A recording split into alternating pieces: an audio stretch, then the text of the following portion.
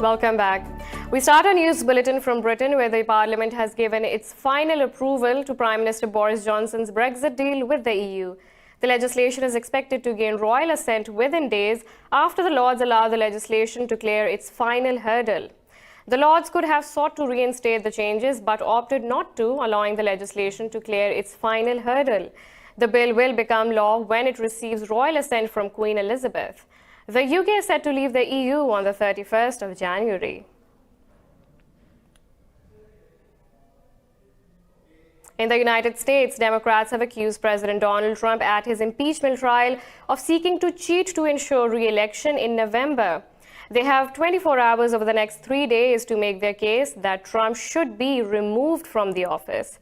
U.S. President Donald Trump is accused of abuse of power and obstructing the Senate.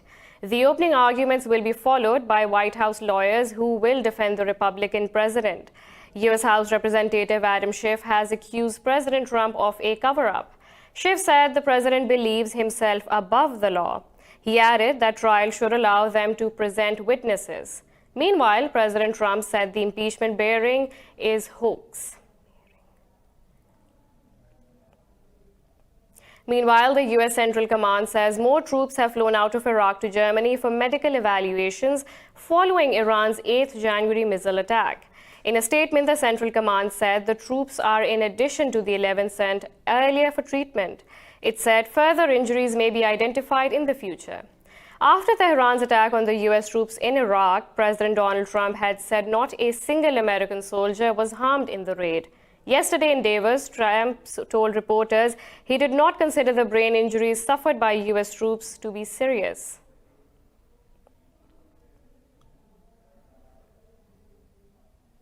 Saudi Arabia says it is open to talks with Iran only if Tehran stops spreading terrorism in the region. In an interview, Saudi Foreign Minister Prince Faisal bin Farhan said Iran will have to accept it cannot further its agenda through violence. Farhan said Riyadh has always been open to having good relationship with Tehran. He said Tehran will have to show commitment towards ending regional tensions. We have always been open to having good relations with Iran, but that's really up to Iran. They have to decide to stop using violence and terrorism to further their regional aims. Once they make that decision, I think we can have very good relations with Iran. More on the news on the Middle East. The U.S. has called on Lebanon's newly formed government to ensure the safety of protesters rallying against the political elite. Secretary of State Mike Pompeo has urged the government, army, and security services not to use brute force against citizens. In a statement, Pompeo said Washington will engage and provide support, but only to a government that is committed to reform.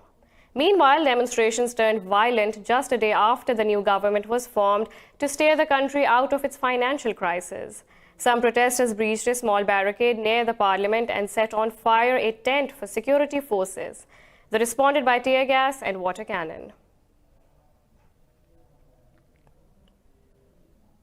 French President Emmanuel Macron had a spat with Israeli security at the Church of St. Anne in Jerusalem. Video footage shows Macron verbally reprimanding Israeli security for pushing members of his detail and asking them to leave the church. An argument erupted between Macron's security detail and Israeli security at the church's entrance. The two sides seemed to be pushing and shoving each other. Israeli police has declined to comment on the incident. The French tricolor has flown over the Church of St. Anne since the Ottoman Empire gifted it to Napoleon Bonaparte in 1856. France views it as a provocation when Israeli forces enter the church complex. President Mahmoud Abbas says he wants to hold all elections in all Palestinian territories, including Jerusalem. This statement comes after Abbas met his French counterpart Emmanuel Macron in the West Bank city of Ramallah. It is Macron's first visit to Palestine since he assumed office in 2017. Palestine state media says both leaders discussed the progress in peace process and regional affairs. It said Abbas highlighted France's role in saving the political process from the stalemate caused by Israel's intransigence.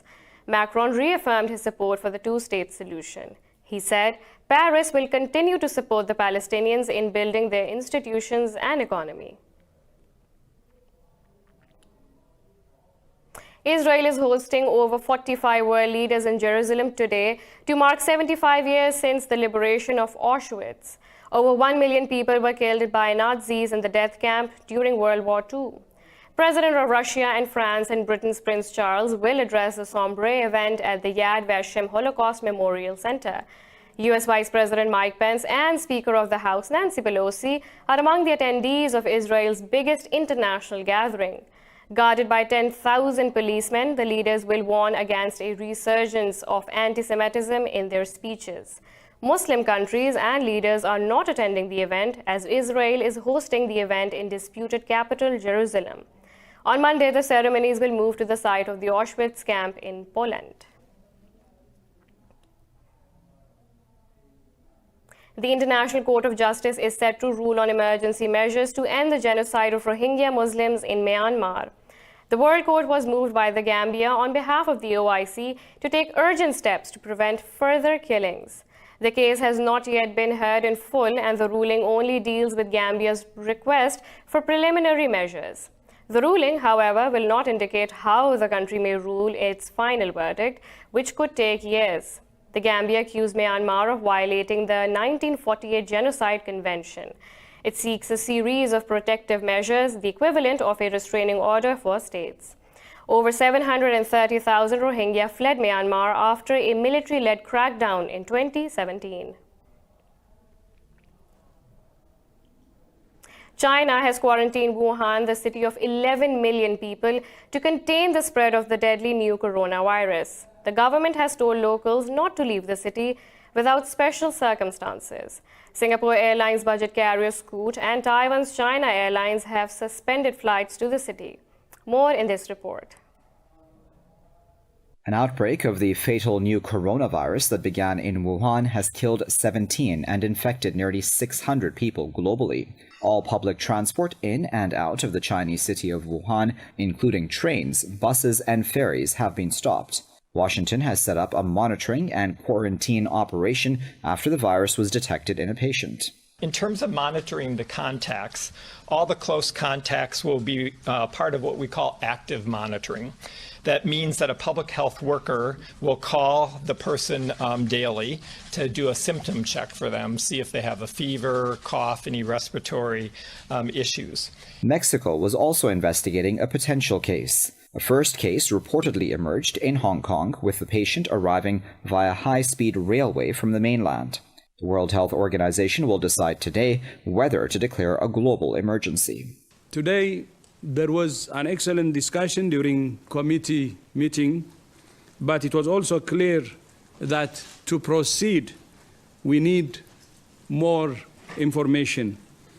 For that reason, I have decided to ask the emergency committee to meet again tomorrow to continue their discussion. And the chair, Dr. Sa, has agreed with that request. There is no vaccine for the new virus, which China says is mutating. Symptoms include fever, cough, and difficulty in breathing. Saudi Arabia's state media says Riyadh has asked the U.S. to remove Sudan from its list of state sponsors of terrorism. Minister for African Affairs Ahmed Katan made the request during a meeting with U.S. Special Envoy to Sudan Donald Booth in Riyadh. Katan expressed Saudi Arabia's support for the safety and stability of the people of Sudan. He also stressed on the necessity of international coordination and cooperation in order to prevent any obstructions to the transitional period and its aims. Sudan was added to the list in 1993 over allegations that the then President Omar al-Bashir's government was supporting terrorist groups.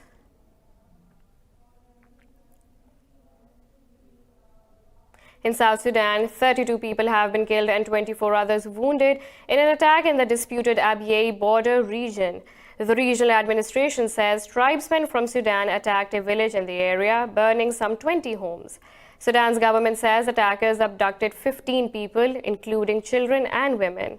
In 2018, the UN Security Council warned that the situation in the Abyei region and all along South Sudan's border constitute a serious threat to international peace.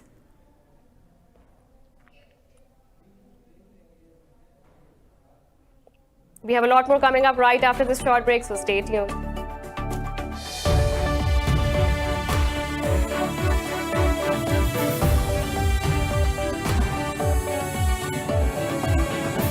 Welcome back. 3 US firefighters have been killed after an aircraft crashed while battling a new outbreak of bushfires in Australia. New South Wales Premier Gladys Berejiklian said the plane crashed in the snowy mountains 2 hours south of the capital, Canberra. Commissioner Shane Fitzsimmons said the aircraft owner, Colson Aviation, has grounded its large air tanker fleet following the incident. Fitzsimmons said it was unclear what had caused the plane to crash. The fire service said the crew had been contracted to Australia to help fight the bushfires this season. Authorities said Canberra Airport has also suspended all its flights because of approaching flames. Since September, the country has been battling a wave of fires that have killed 32 people and impacted over 1 billion animals.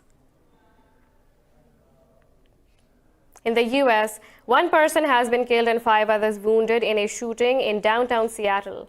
Police say multiple people were involved in the gunfire. Police said they believe the incident was started by an altercation outside a restaurant. Police said they have closed a subway station while cordoning off the area as an investigation is underway. Medics say the wounded have sustained life-threatening injuries.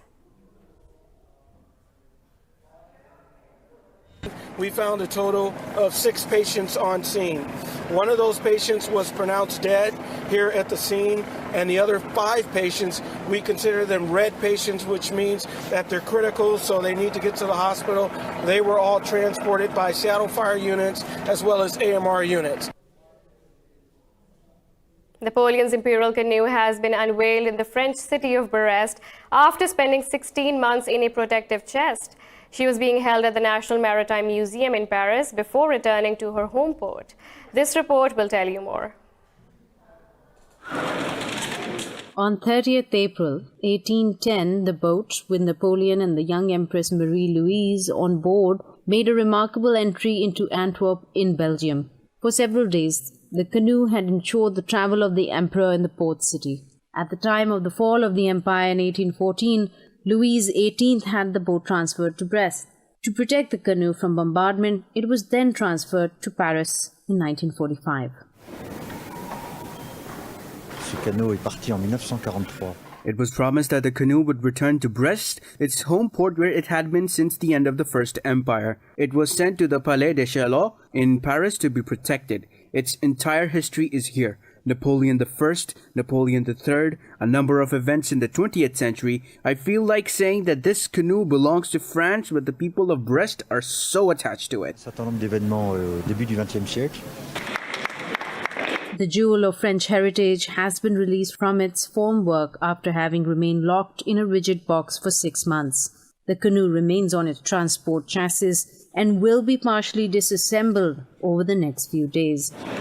Un chantier de 5 semaines. Today begins a 5-week construction site which will see the unveiling of the canoe, its movement to the final space where it will be presented. It will be brought close to the so-called cradle, which is the final structure on which it will be presented to the public, and on February 5th, it will actually be placed on that cradle. Et le 5 février, il sera véritablement posé sur...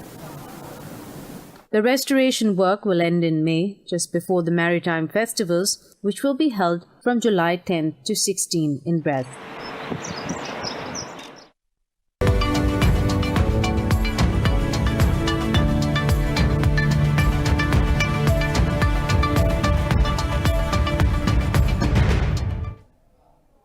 Britain's Finance Minister Sajid Javid insists UK's planned digital tax on tech giants will proceed from April, despite US threats of retaliatory tariffs.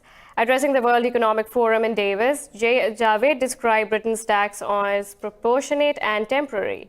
Meanwhile, the US and France have struck a deal on a global framework for digital taxation to avert a transatlantic trade war. After a meeting with US Treasury Secretary Steven Mnuchin in Davos, French Finance Minister Bruno Le Maire said the deal will end the trade dispute.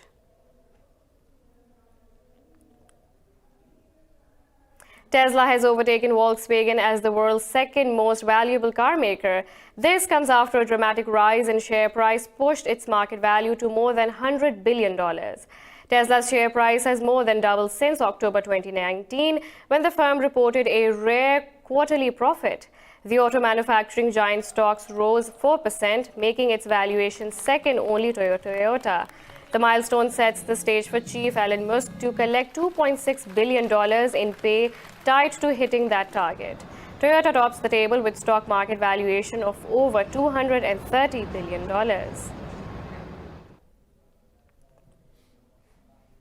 Stock markets across Asia are trading lower amid fears over the spreading coronavirus as the death toll rises. Investors are weighing upon the possible impacts of the SARS-like virus on major stocks. The Shanghai Composite is trading over 2.5% lower amid a major sell-off. Elsewhere, Hong Kong's Hang Seng has lost over 2% as well. Nikkei 225 dipped nearly 1% after Japan's official data recorded a decline in December, more than the forecast. Seoul's Kospi also lost nearly 1% amid lack of positive triggers. Meanwhile, international benchmark Brent crude oil price dived over 1.5%.